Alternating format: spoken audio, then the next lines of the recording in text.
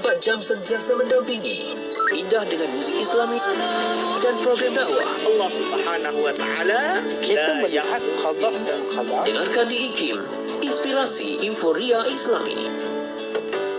Lebaran kali ini lebih bermakna bersama Inggeris Auto. Raikan Hari Raya dengan sebuah BMW yang eksklusif dan bergaya. Bukan itu sahaja, nikmati rebate tunai sehingga RM35,000.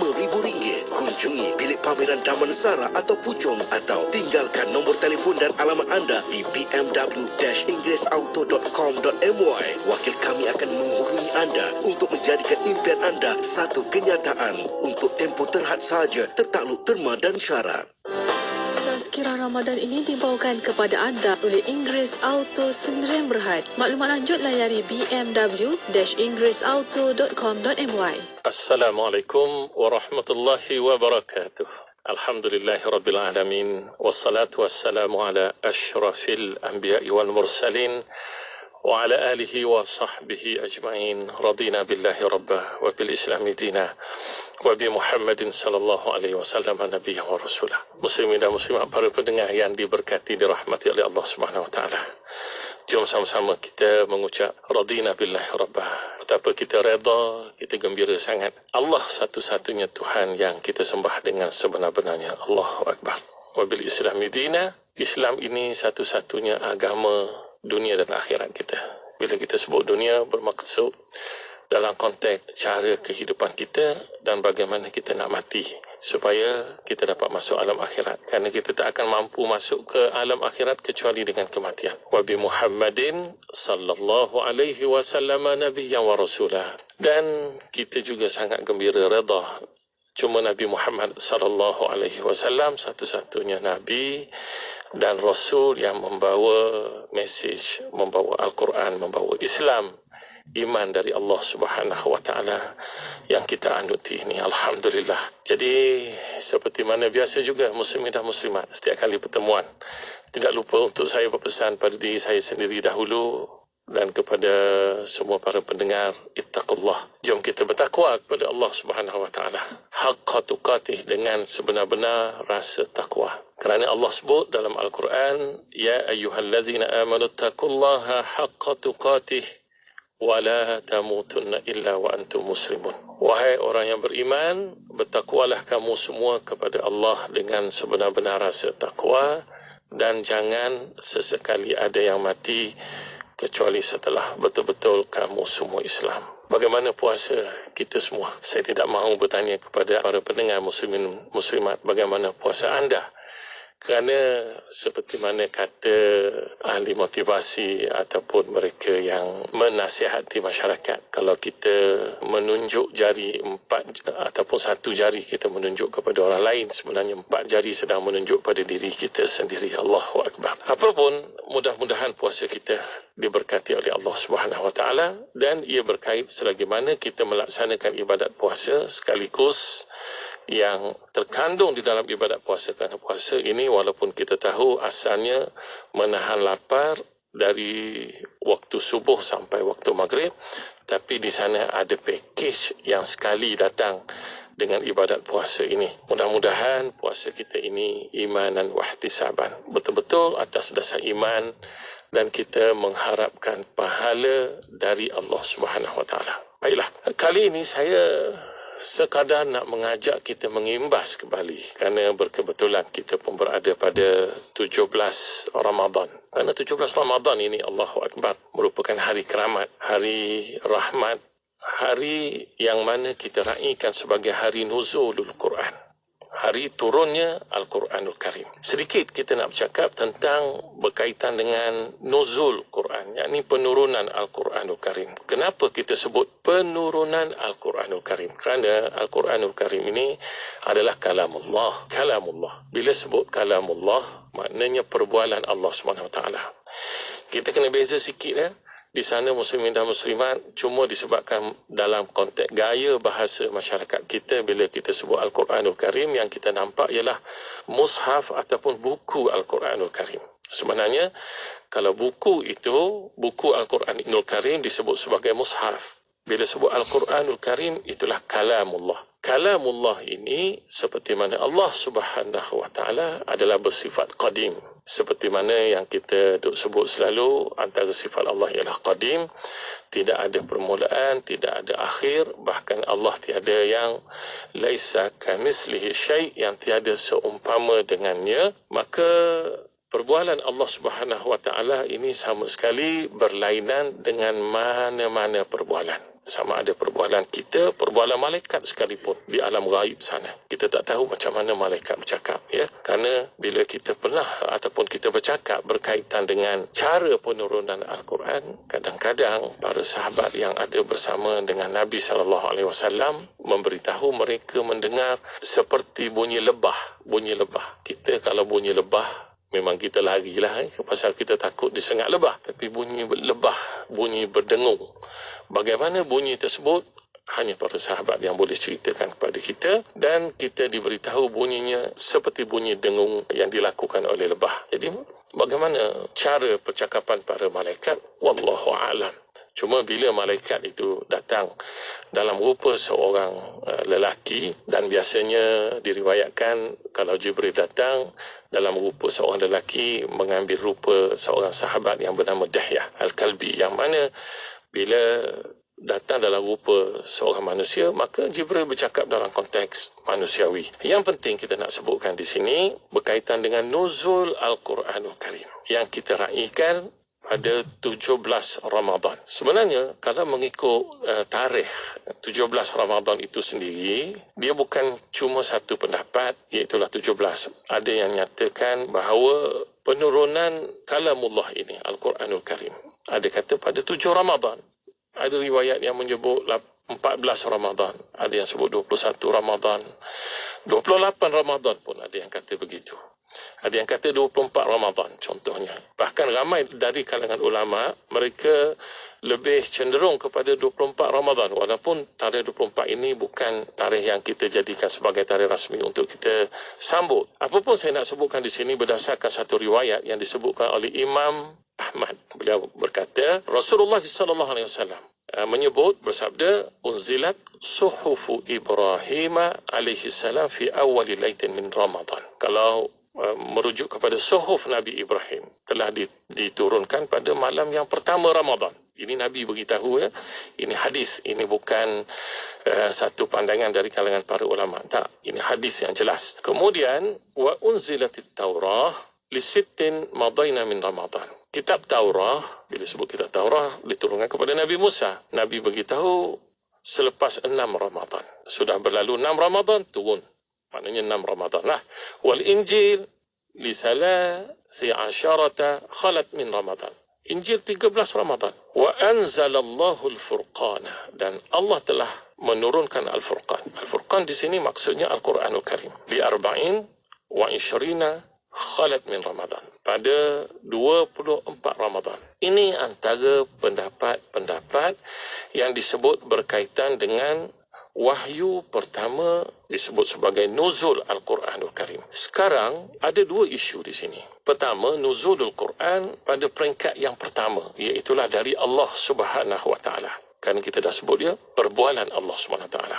Al-Quran itu kalamullah, perbualan Allah ataupun percakapan Allah Subhanahu wa taala. Kemudian dari Allah Subhanahu wa taala diturunkan kepada Lauhul Mahfuz. Al-Lauhul Mahfuz berlaku pada Ramadan. Kemudian dari Al-Lauhul Mahfuz turun ke langit dunia.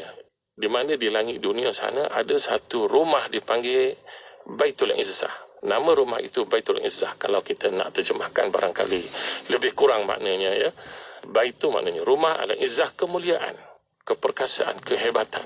Yang penting rumah itu berada di atas langit yang pertama. Yang kita tengok di atas kita ni langit yang pertama lah. Tapi kita tengok di bawah langit, ia di sebelah atas langit tersebut ada satu rumah dipanggil Baitul Izzah. Kemudian dari Baitul Izzah inilah diturunkan kepada Nabi Muhammad sallallahu alaihi wasallam. Dan berdasarkan kepada apa yang diterangkan oleh para ulama, mereka tidak sebut dengan jelas berapa lama, dan tidak ada sesiapa yang tahu pun sebenarnya berapa lama berada di Lauh Mahfuz. Kemudian berapa lama pula berada di Baitul Izzah sebelum diturunkan kepada Nabi SAW. Ada yang menyatakan bahawa memang pada malam itu semua sekali proses itu berlaku. Wallahu a'lam. Kerana kalau berdasarkan kepada hadis Nabi SAW juga, Allah Subhanahu Wa Taala telah memerintahkan supaya Al-Qalam menulis di Allahul Mahfuz 50,000 tahun sebelum Allah mencipta langit dan bumi. Dan bila sebut tentang tempoh 50,000 tahun ini pula juga menjadi satu persoalan. Adakah 50,000 tahun itu dalam konteks langit ataupun dalam konteks 50,000 tahun dalam perkiraan di bumi. Jadi perkara-perkara yang gaib lebih baik kita serahkan kepada Allah Subhanahu Wa Taala, dan benda yang disembunyikan oleh Allah sahaja yang maha mengetahui, tidak perlu kita cuba korek lebih-lebih ya. Kerana apapun bila kita sebut perkara yang berkaitan dengan Islam, kita mesti merujuk kepada wahyu, sama ada Al-Quranul Karim ataupun sunnah Nabi SAW. Dan di sini kita nak bercakap sedikit berkaitan selepas diturunkan dari Allahul Mahfuz kemudian berada di Baitul Izzah. Dari Baitul Izzah itu dibawa oleh Jibril alaihi salam kepada Nabi sallallahu alaihi wasallam dalam tempoh 23 tahun. Itu yang paling penting yang kita nak fahami di sini. Bermula dengan ayat yang pertama, Iqra bismi rabbikal ladzi khalaq. Itulah yang diriwayatkan turun kepada Nabi SAW pada 17 Ramadan, mengikut apa yang kita raikan sekarang. Dan ada yang menyatakan dia bukan berlaku pada 17 Ramadan. Yang penting pada bulan Ramadan. Tarikh ataupun hari yang saya sudah sebutkan sebentar tadi. Yang lebih penting dari itu, seperti mana yang disebut oleh Ibnu Abbas radhiyallahu anhuma, bu'itha Rasulullah sallallahu alaihi wasallam li 40 sanah. Nabi sallallahu alaihi wasallam diangkat ataupun dilantik menjadi rasul ketika Nabi berumur 40 tahun. Itu yang jelas ya. Kemudian baginda tinggal di Mekah selama 13 tahun. 13 tahun tempoh wahyu itu diturunkan di Mekah, dan ketika itu kata Ibn Abbas, saya terjemahkannya, wahyu diturunkan kepada baginda, kemudian baginda disuruh berhijrah, yakni dari Mekah menuju ke Madinah. Kemudian di Madinah baginda berhijrah dan berada di Madinah selama 10 tahun. Dalam tempoh 23 tahun itu bermula dari Iqra bismi rabbikal ladzi khalaq, maka turunlah Al-Quran satu persatu kepada Nabi SAW tanpa menunggu pada bulan Ramadan. Hampir setiap bulan, bahkan hampir setiap minggu, dan kadang-kadang hari-hari. Kadang-kadang juga Al-Quran itu tidak diturunkan dalam tempoh yang lama. Ada sebabnya. Yang penting, Al-Quran pada awalnya sama ada diturun dari Allah SWT ke Allahul Mahfuz, kemudian dari Allahul Mahfuz ke Baitul Izzah, dan dari Baitul Izzah kepada Nabi SAW berlaku pada bulan Ramadan. Di sini pun kita boleh dah memahami tentang kehebatan bulan Ramadan yang kita masih lagi berada dalam bulan Ramadan yang penuh dengan kemuliaan ini yang kita sebut Ramadan Karim. Kita ucapkan Ramadan Karim bila kita bertemu sesama kawan kita, lalu mereka akan menjawab Allahu Akram. Kalaulah Ramadan itu sangat murah, sangat pemurah, maka Allah Maha Pemurah dengan segala ganjaran pahala yang Allah sediakan kepada kita. Sekala itu, subhanakallahumma wa bihamdika, asyhadu an la ilaha illa anta, astaghfiruka wa atubu ilaik. Wassalamualaikum warahmatullahi wabarakatuh. Tazkirah Ramadan itu tadi dibawakan kepada anda oleh Inggeris Auto Sdn Bhd. Maklumat lanjut layari bmw-inggerisauto.com.my. Lebaran kali ini lebih bermakna bersama Inggeris Auto. Raikan Hari Raya dengan sebuah BMW yang eksklusif dan bergaya. Bukan itu sahaja, nikmati rebate tunai sehingga RM35,000. Kunjungi bilik pameran Damansara atau Puchong, atau tinggalkan nombor telefon dan alamat anda di bmw-inggerisauto.com.my. Wakil kami akan menghubungi anda untuk menjadikan impian anda satu kenyataan. Untuk tempoh terhad sahaja, tertakluk terma dan syarat. Hiburan mendidik jiwa. Hanya yang terbaik di IKIM. Inspirasi Inforia Islami. Kapsul tafsir Al-Quran ini dibawakan oleh Kamal & Kamal Pest Control. A'udzu billahi minasy syaithanir rajim. أولم ير الذين كفروا أن السماوات والأرض كانتا رتقا ففتقناهما وجعلنا من الماء كل شيء حي أفلا يؤمنون. Dan tidakkah orang-orang kafir itu memikirkan dan mempercayai bahawa sesungguhnya langit dan bumi itu pada asalnya bercantum sebagai benda yang satu, lalu kami pisahkan antara keduanya dan kami jadikan dari air setiap benda itu hidup, maka mengapa mereka tidak mahu beriman? Sidang pendengar sekalian, ayat ini menyebut tentang kebesaran Allah Subhanahu Wa Taala dalam mencipta langit dan bumi, dan Allah menjelaskan bahawa ia mencipta setiap makhluknya daripada air atau bersumberkan air. Ibn Kathir dalam tafsir menyebut bahawa seorang lelaki bertemu dengan Ibn Umar, bertanyakan maksud ayat ini. Lalu beliau meminta lelaki tersebut berjumpa dengan Ibn Abbas radhiyallahu anhuma. Ibn Abbas mengatakan bahawa yang dimaksudkan dengan langit bercantum ialah langit tidak menurunkan hujan, dan yang dimaksudkan dengan bumi itu bercantum adalah bumi yang tidak tumbuh, yakni tidak subur. Setelah Allah Ta'ala menjadikan bumi berpenghuni, maka Allah Subhanahu Wa Ta'ala memisahkan kedua-duanya, iaitu langit dengan menurunkan hujan dan bumi dengan menumbuhkan sesuatu, iaitu subur.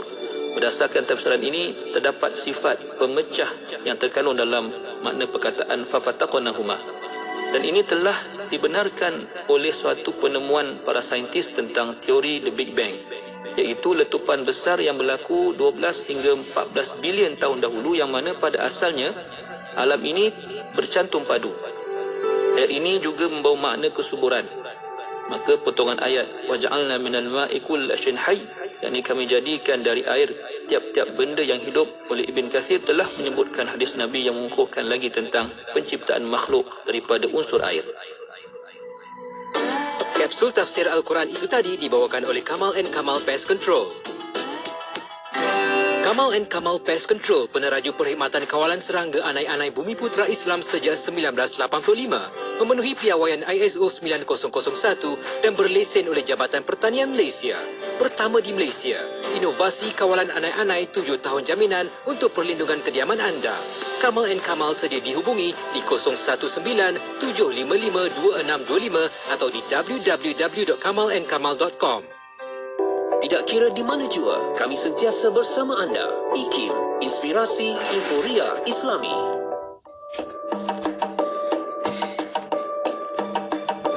Masjid Negeri Sultan Abu Bakar.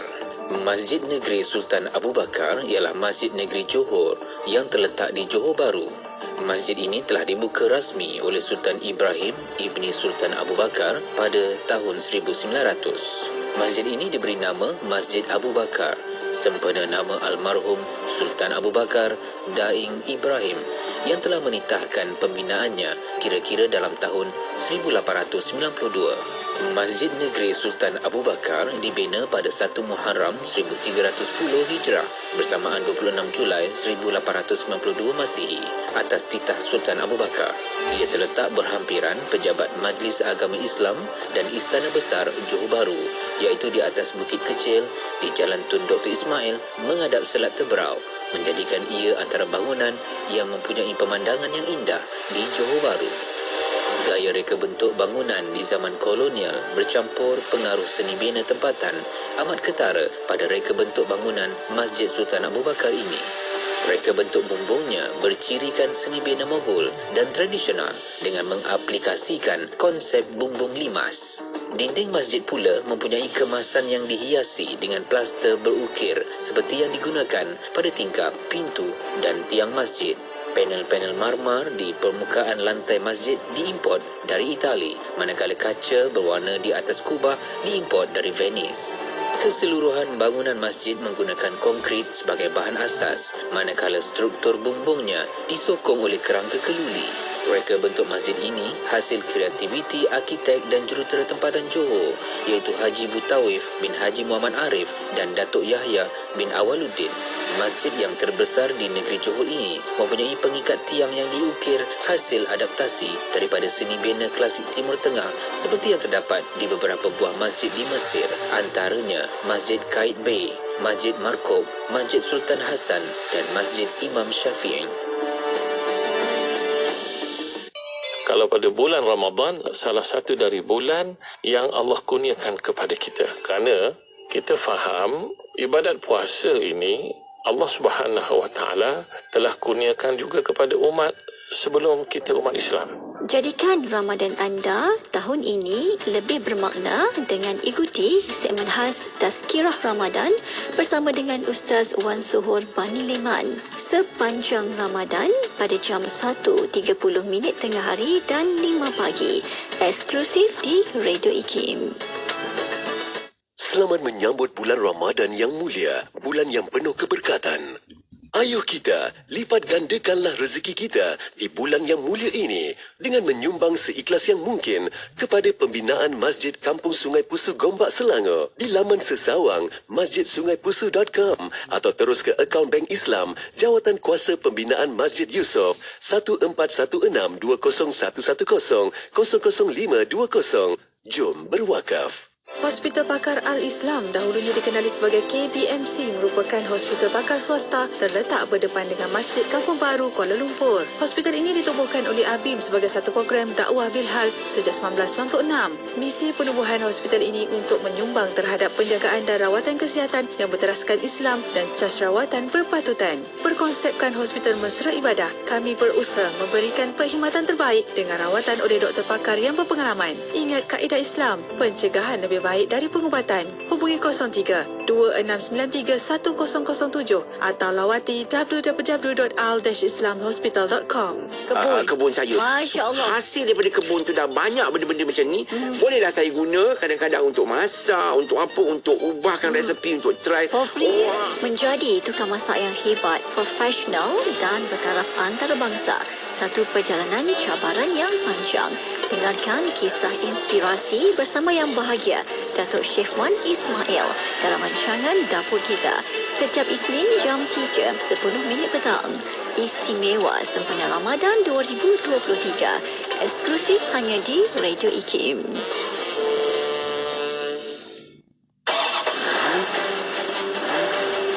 Ramai kalangan pemandu atau pilot, pemilik kenderaan atau penunggang motosikal lagi ni gemar menggunakan gadget ketika pemanduan atau menunggang. Ini akan memberikan kecelakaan kepada diri sendiri ataupun kecelakaan kepada orang lain. Janganlah kita sebagai penyebabkan orang lain mati atau orang lain susah atau orang lain cedera. Kerana bukan kita kesorangan bila berada di atas jalan raya. Jauhkan diri anda daripada gadget ketika pemanduan dan juga menunggang motosikal. Jadilah pemandu bijak, kocek selamat, jiwa selamat, harta selamat. Keselamatan diutamakan. Teruskan bersama IKIM, Inspirasi Euforia Islami. نصائح رمضانية لضمان تزويد الجسم بحاجته من المواد الغذائية والسوائل في شهر رمضان يجب ضرورة تجنب المشروبات الضارة والتي يأتي في مقدمتها المشروبات الغازية التي يرفع الضغط ويحبس السوائل، وأهمية الاعتماد على غذاء صحي متوازن ومتنوع يضمن إمداد الجسم بكل المواد الغذائية التي تساعد على تحمل الصيام وخاصة في الأجواء الحارة والرطبة. تجنب المأكولات صعبة الهضم مثل الأطعمة الدسمة والمقلية والتوابل والبهارات والمخللات وبخاصة عند السحور، والإقلال من المقالي والأطعمة الدسمة والغنية بالدهون والأغذية المحفوظة أو الوجبات السريعة التحضير والحلويات، واستبدالها بالفواكه الطبيعية أو المجففة. وتجنب استعمال الملح بكمية كبيرة وتناول الأطعمة المالحة لأنها تزيد من حاجة الجسم إلى الماء، وعدم الإكثار من شرب القهوة والشاي لأنها تسبب خسارة الماء من الجسم وعدم امتصاص الحديد. بالإضافة إلى أهمية تناول الصائم الماء والسوائل ما بين الإفطار والسحور، الإكثار من تناول السوائل لتعويض الفقدان بسبب التعرق وتزويد الجسم بكميات كافية حيث يحتاج إليها إلى 2 إلى 3 لترات يوميا من السوائل والماء، مع الاهتمام بتناول الفواكه والخضروات الطازجة لاحتوائها على كميات عالية من الماء والأملاح والفيتامينات وتناول سلطة الفواكه ذات السعرات الحرارية بدلاً من تناول الحلويات المصنعة. Dapatkan inspirasi anda bersama Siti Rohani Surani di Aspirasi 14. IKIM, Inspirasi Euforia Islami.